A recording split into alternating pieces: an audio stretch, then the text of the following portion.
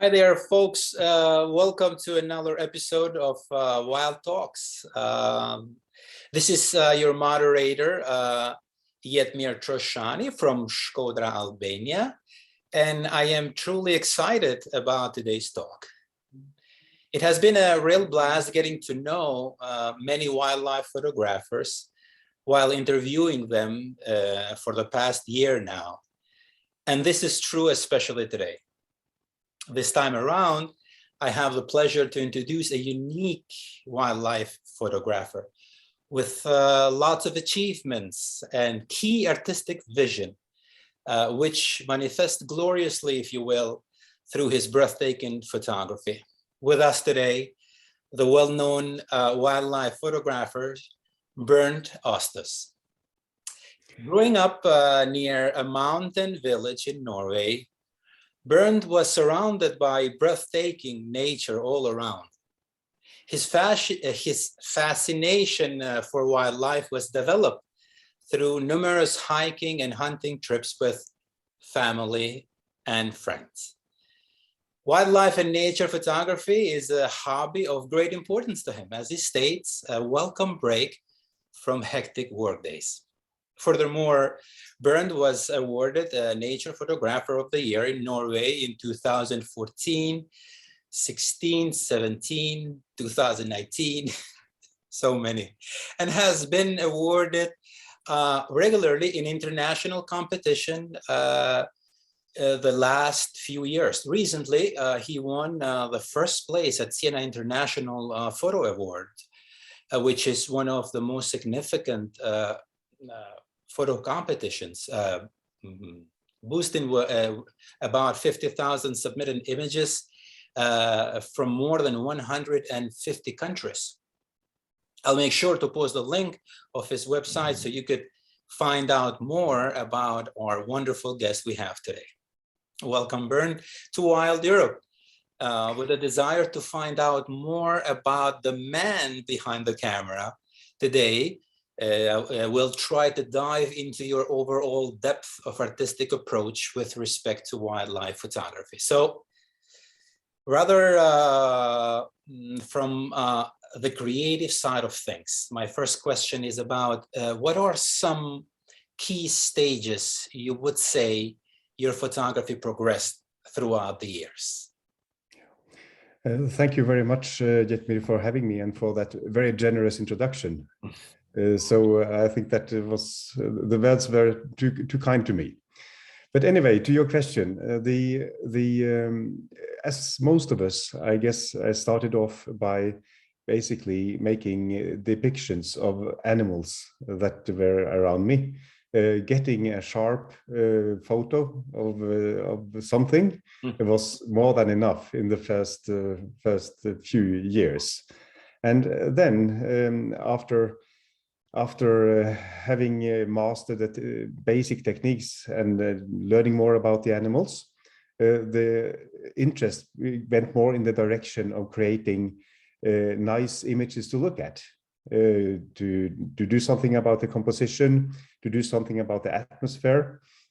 And as years went by, the goal was basically to try and get the same quality of visual images as the landscape photographers, preferably place the animal in, capture them in the surroundings that were nice to look at, and also use the light in a more creative way.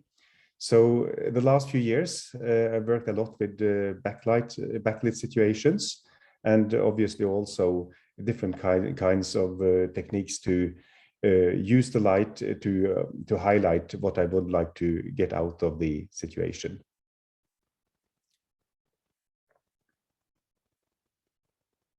Sorry, awesome. I know that you have prepared some images for us, and you want to go through.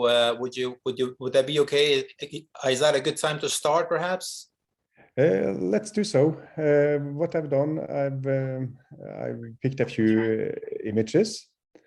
And I actually got the one you are looking at now is fresh out of my camera. It was captured this Sunday. In the autumn, when this first snow come up in the mountains, I always hike up there to get that just incredible atmosphere of the wildlife settling in for winter. And you can see here a small flock of ptarmigan grouse, and they have been completely white at this time, blending perfectly in with the surroundings. And I just love that atmosphere. It's cold, it's windy, it's 7 to 10 meters per second of wind, so you get a really chill effect. You can go to the next image, which is from the same trip. This particular rock, it shows the windy conditions, and I also had the pleasure of having some light into the scene. But obviously the ptarmigan is not there. So if you go to the next slide, we have this very same rock under slightly different conditions with the grouse flocking around it. And this is one of the places I visit, and the grouse, they use these rocks as a guiding, so to speak, to find a way to gather. And many times I've seen these small flocks of grouse gather around this rock. This is taken slightly earlier in the season. And I very much like these conditions, because you can't really fake this. This is something that is just there. You can't feed them. You can't bring them into a particular place. So they are fully free, and they come when they want. And that is part of the fun, and also to have the elements. You really need to be a bit cautious when you're up in the mountain during these conditions. If you go to the next slide, it's actually a very good example of that. 2 grouses, I found them up in the mountain. They were reasonably good to work with, but the conditions here were extremely windy, some 15 meters per second, and it's all white out.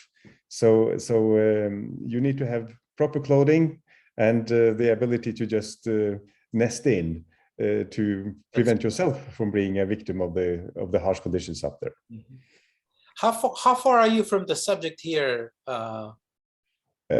Actually fairly close, because it was so windy and so much snow in the air that I'm only some 12-15 meters away from the subject in this particular frame. Cool.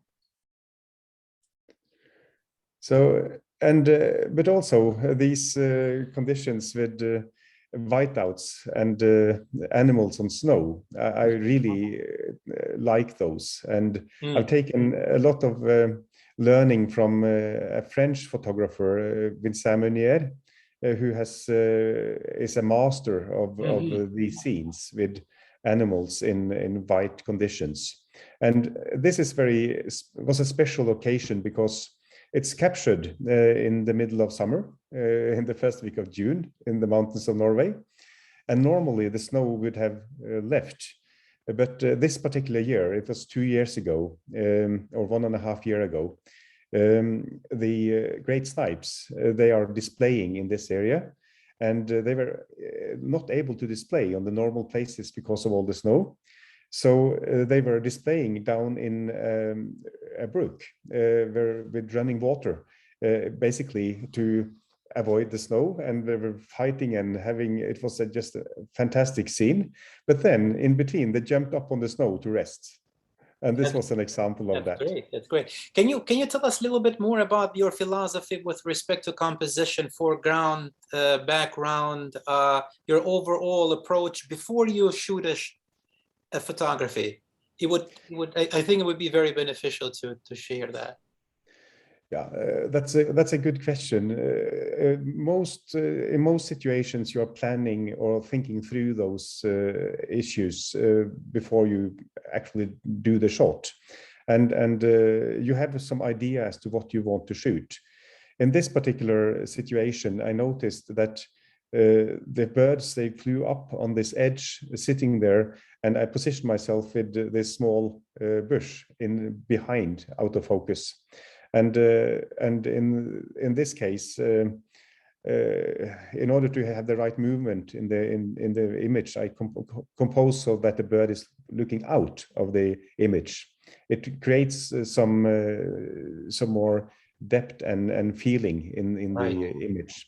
In general, I am a lazy photographer, so that I shoot a lot with 600 millimeter, 800 millimeter, and then background and foreground isn't that much of an issue. it's basically so as I favor pictures with which are very clean, with few elements, and the lazy way to achieve that is to use big lenses. Right. Now here, it's an obvious question, maybe it's very simple to answer, but I think it's important. Why do you favor clean images? Because to me, it's because it brings the soul of what you shoot closer to you. And it's more pleasant to look at. I always ask myself the question, is this something I would put on my own wall? Something that you can rest your eyes on for more than one time, 2 times, 3 times. And more often you prefer the clean pictures for that purpose rather than the chaotic ones. Of course, there are exceptions where the chaos in itself can be the point of the picture. Right. If you go to the next one, it was actually the next one. It looks very different, but it was shot actually just 20 minutes before the previous one. And this is a male great snipe dominating another male. They have been fighting. So I have a beautiful scene here. And talking about what you just mentioned, I'm laying down in the brook in this waterway and shooting horizontally into the water. And there is a lot of vegetation. So here, if I had, I'm shooting here with a full opening. To create as little depth as possible, and disregarding all the chaos, it becomes a clean picture because of using this long telephoto lens.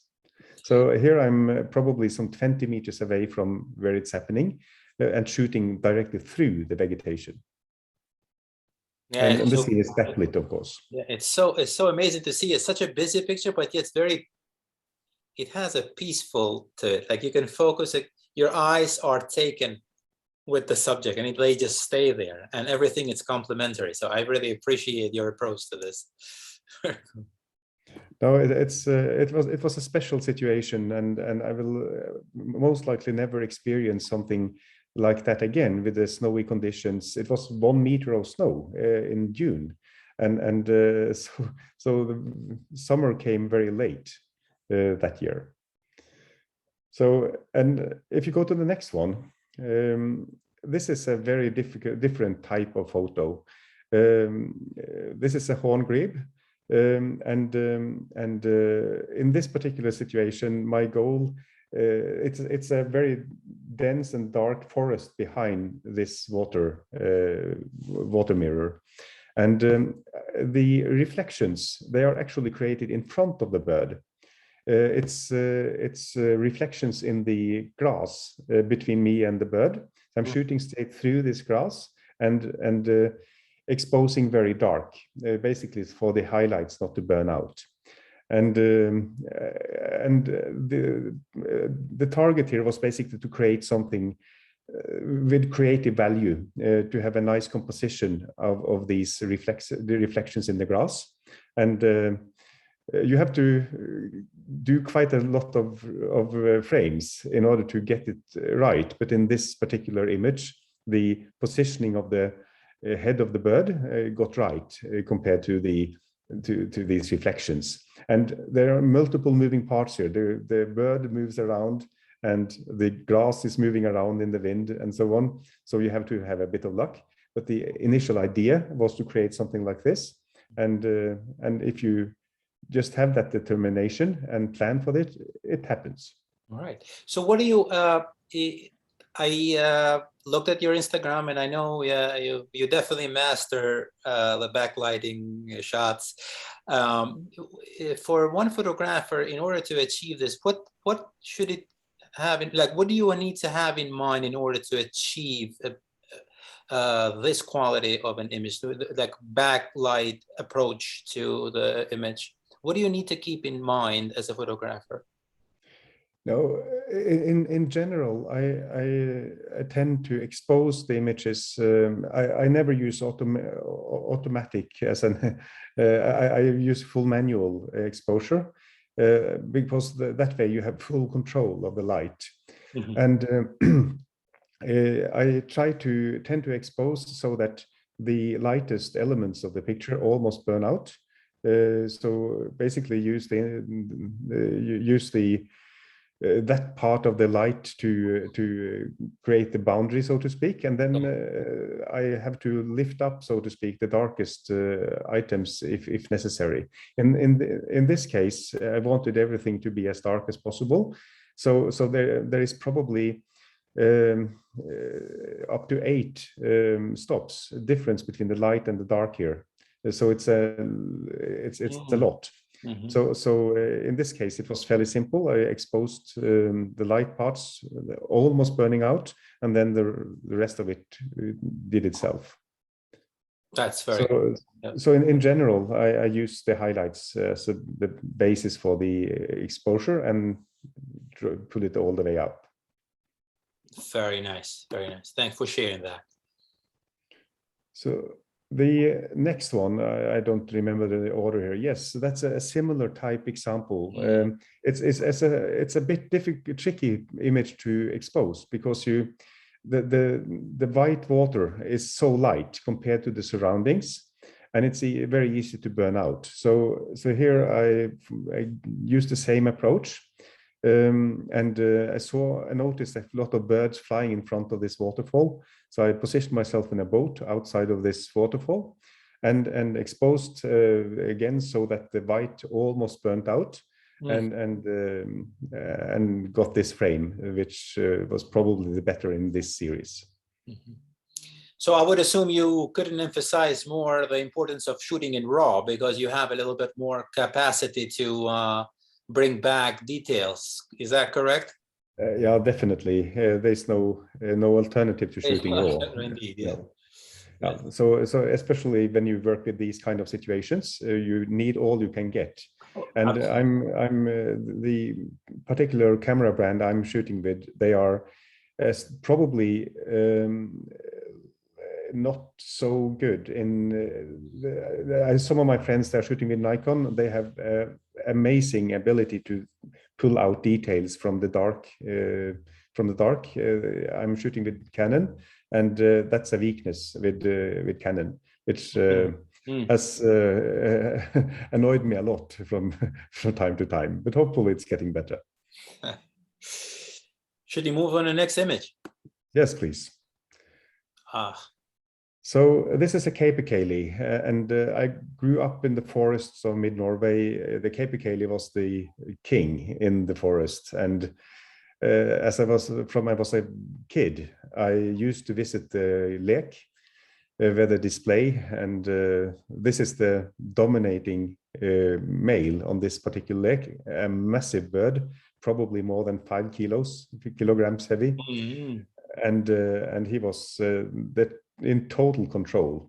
I observed him making mate with at least 17 females over the 3 days I was there.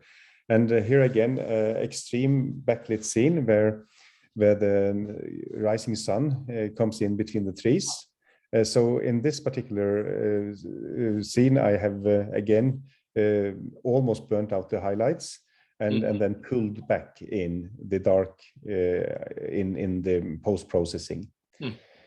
So again, it's somewhat a cliche with these sunrises and sunsets, but I can't help feeling the raw emotion of just you can imagine sitting up there in the forest.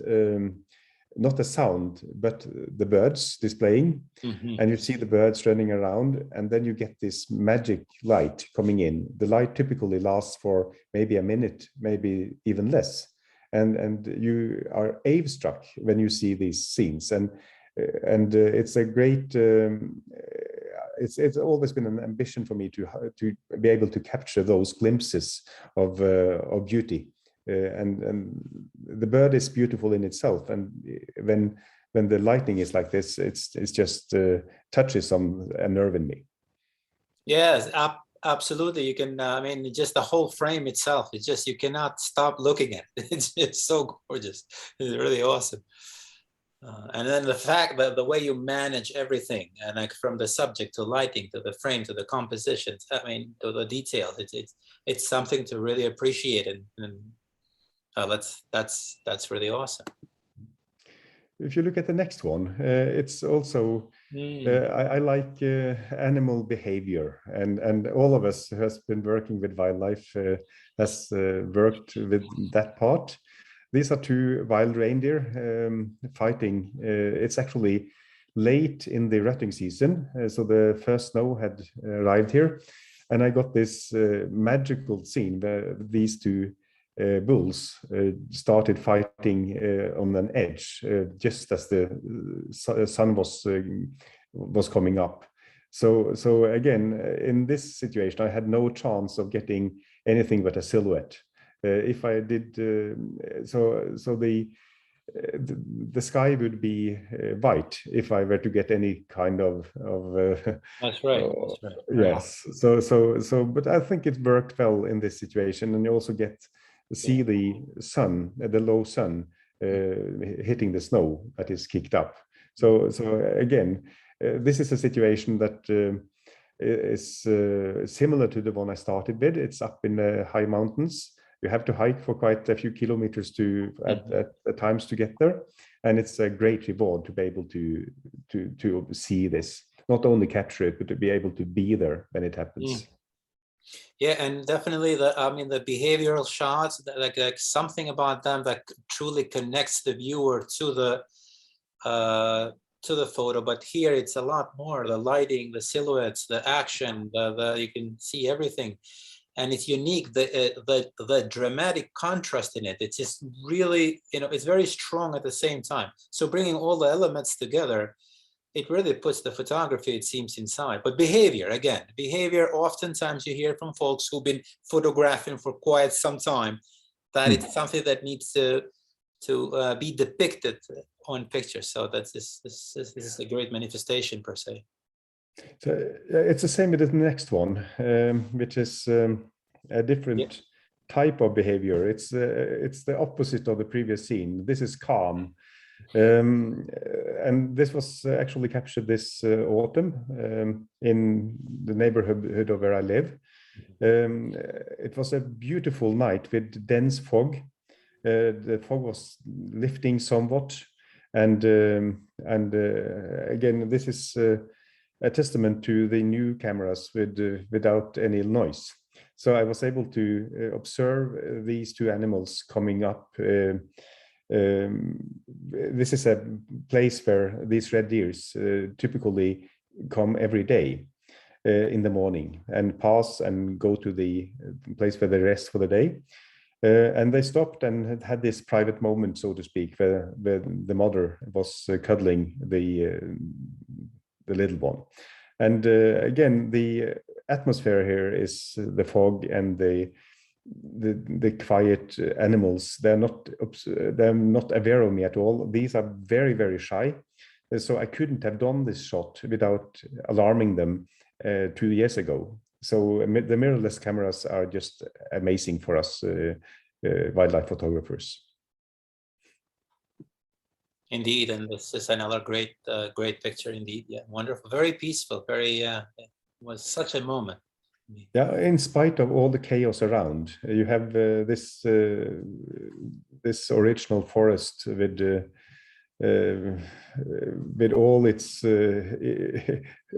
lack of order, so to speak. But the fog helps turn it down. Indeed. So The next image I picked up for this chat is also an example of using this backlight. It creates so much life into the scene. This is a female moose, and it's early autumn morning with the first nights of low temperatures below freezing. You can see the freezing in the vegetation, and she's feeding from these birch and pulling her head up as she does so. And at the same time blowing out air. And that air is hotter than the surroundings. And when the sun hits it and the wind pulls it back, it formed a wave. So I was extremely pleased with this shot when I wasn't actually aware that I had that good timing when I shot it, but the wave was absolutely beautiful. Yeah, and I love the new approach here. You have a black and white territory here. It's another territory. What do you think about the difference between color and black and white?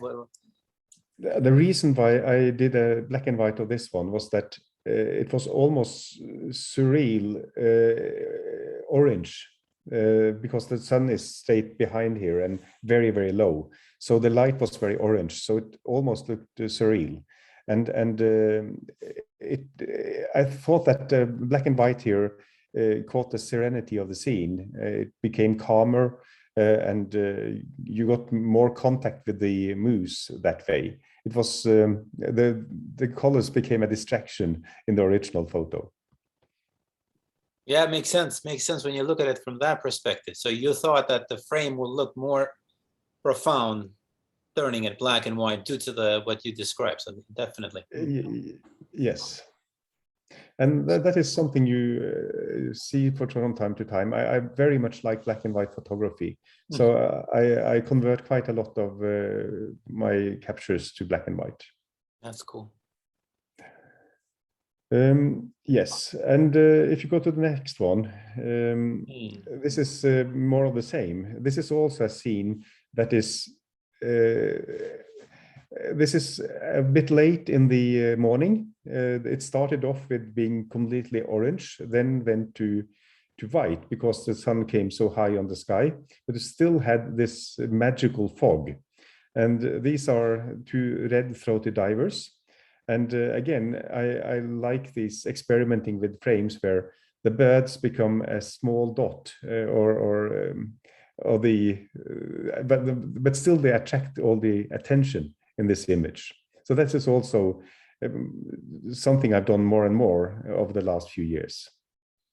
I appreciate it very much how you use everything possible to create beautiful frames, beautiful photography. In this case, the fog, black and white, brings about also another depiction to this overall, composition. And as you said, the two birds are there, the ducks, they look like, but they are so pronounced and you want to look at them. You just, it's like everything it's also pointing to. So pointing to them, and it's so amazing, the light per se.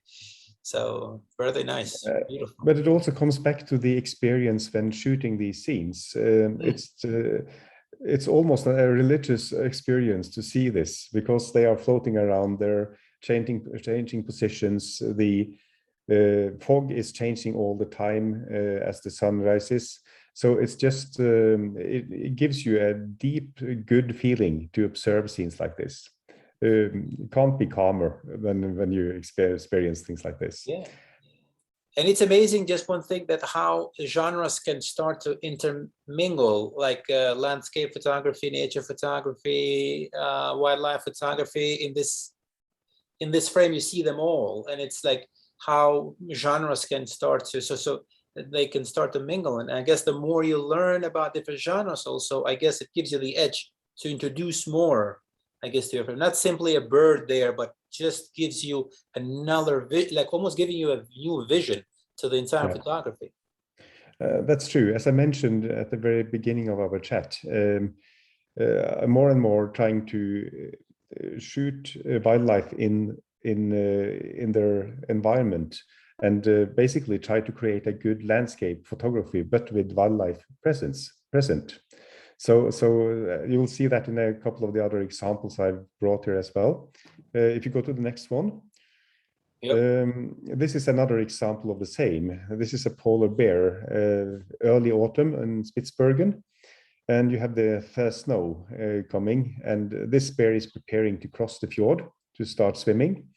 And to make him small in this big landscape.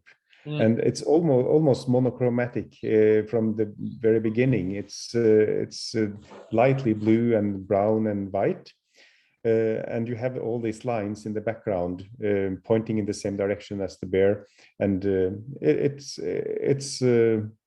the same approach to photography, and it gives me more than a close-up of the bear in this situation. Yeah, it is an experience that you are transmitting. At least that's how I feel it. It's not just the animal, it's more, but yet the animal is the focal point, which is very, very well put together. Awesome. So, and I very much like the northern areas in Spitsbergen. You have a couple of more images from that place here. If you go to the next one, a very different type of image. But again, a backlit scene. This was something I dreamed about capturing before I went on this specific trip, finding somewhere with a dark background, then focus on or base the light on the lighter part of the frame, and then pull down the darker parts. And we were moving around with a small boat, and all of a sudden this just popped up, and was ready to shoot this scene. And that is, I think, important for most wildlife photographers to be able to visualize what you would like to do. Then you are better prepared for the scene when it happens, and rather than having to invent what you try to do there and then. I was ready to do this. I had the settings basically ready and the composition ready when it appeared. I appreciate the fact that you mentioned that what you want to do as a photographer, but depending on what stage I think you are, I believe at one point we need to be exposed to so many different styles and different folks. And I think these interviews, I believe, help with respect to giving such a perspective in such a way that you can see what's possible. Like, for example, I see your photography and you take it in such a different direction. It's so much to take in, but it's amazing. So I appreciate the exposure to your photography, which can help create visions in the future. Yeah, and I think that is right. I think it's very important to look at other photographers' work, and probably most of my ideas are coming from inspiration from other photographers. So I spend quite some time looking at other people's work, and it is great inspiration. If you go to the next one, it's also a scene from Spitsbergen, and this iceberg was just insane. This is from one side, but the sun was setting, and as a matter of principle, shoot only wildlife, I was sitting there waiting for a bird to pass, and then this kittiwake came passing the iceberg, and again. We were a small group of photographers, probably spending 3 hours around this iceberg, and everybody got amazing captures. That's great, beautiful shot indeed. So I think we are getting to the end of the deck here. If you go to the next one, it's one of the species I really love. This is the Norwegian Arctic fox. And we are fortunate enough to have a small population that has been basically saved by the scientists in a breeding program and released out in the wild. So now there is a real living population again. And this particular female, she's she's very used to people. There's a lot of people visiting this particular place, And I spent a few weekends out there last autumn when the first snow arrived to work with this beautiful creature. And in the light, when just before the sun rises in the winter, it's just amazing. You get this blue, the pink, and some yellow, and then this serenity of this beautiful fox. So this was a great moment. It's one of those moments when you know that it may look a bit kitschy, but again, it's a great atmosphere, and people can call it kitsch as much as they want from you, but I like it. It made an impression to me when you said that the scientists saved these beautiful creatures, and in some level, like personally, I believe that we also, as wildlife photographers, and some of which are photographers and scientists at the same time, which is great. It's to me, I always ask the question, what can we do in order to make difference from the photography? Like, to me, for example, when you share images like this, you get emotionally attached to them. So that's a way to be more sensitive. Or I don't know what else, what kind of projects can you do? Like, for example, this summer, we were able to bring about 20 photographers in Shkodra, Albania. There is a Shkodra lake. It's well known in Balkans. It's actually the biggest lake.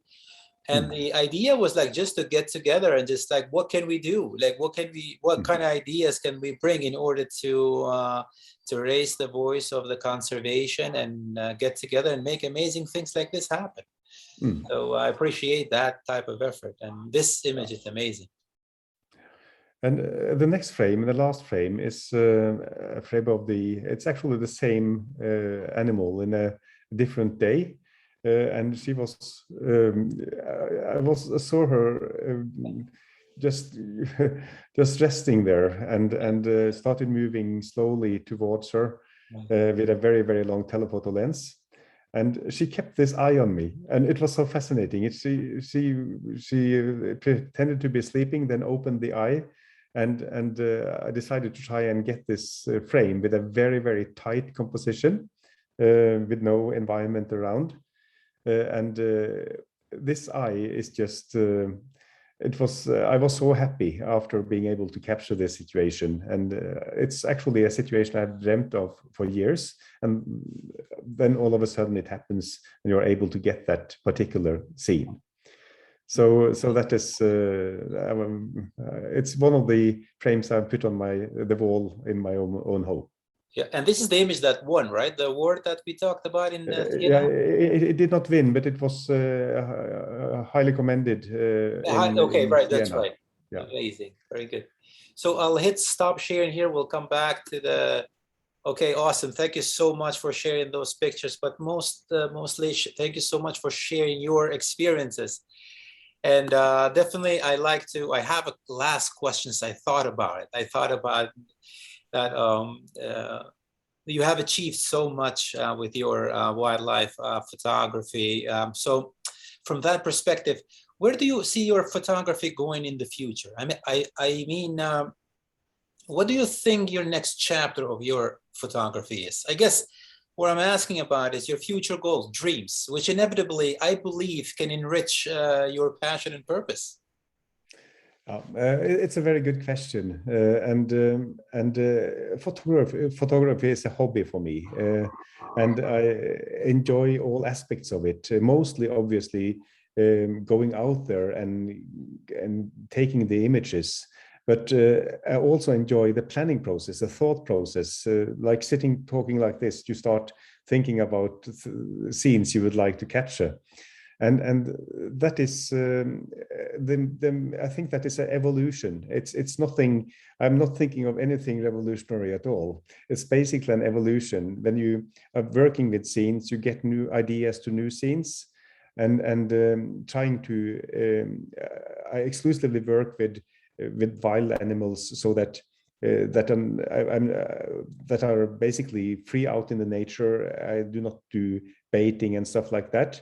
And that is a challenge. So you have to do some research, find the right spots, and I think that what you will see from me is, hopefully, if I'm successful, some scenes I've been dreaming about doing, probably with some species that are difficult to work with, but where I have some leads as to how to find them, and continue to develop the lighting and doing this crossover between wildlife and landscape photography.